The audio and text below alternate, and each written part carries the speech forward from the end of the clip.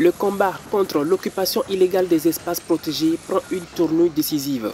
À Port-Gentil, le gouverneur de la province de Logo-Maritime, le ministre de l'Environnement, de l'Écologie et du Climat et plusieurs hauts responsables ont effectué une visite de terrain pour constater l'étendue des dégâts et le constat est alarmant. Nous constatons avec regret que beaucoup de nos frères n'hésitent pas à s'installer sur des endroits protégés avec des pratiques qui sont dangereuses, notamment les mangroves. Tout le monde sait que les mangroves sont les lieux de reproduction des poissons. Là, on voit des constructions qui sont des constructions en plein milieu de lits de bras de mer. Face à cette situation intolérable, le gouvernement n'entend pas reculer. La volonté affichée est claire, déloger ces occupants illégaux. L'opération déjà entamée à Libreville est désormais lancée à Port-Gentil. La volonté qui est la nôtre est particulièrement claire. Nous allons déloger ces gens. On a commencé à le faire au niveau de Libreville, on va continuer.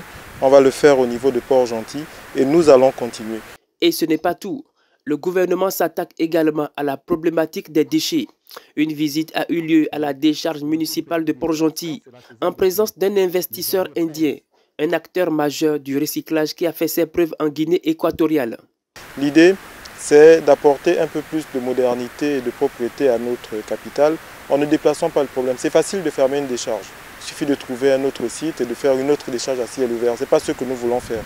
Nous voulons pouvoir fermer des décharges qui sont vraiment très anciennes, qui sont souvent saturées, et les remplacer par des industries qui permettent de traiter, de créer de l'emploi, créer de la valeur et de moderniser la gestion des déchets dans notre pays.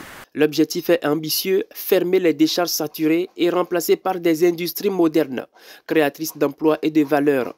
Le ministre Maïs Moussi l'affirme, l'époque des simples transferts des décharges est révolue.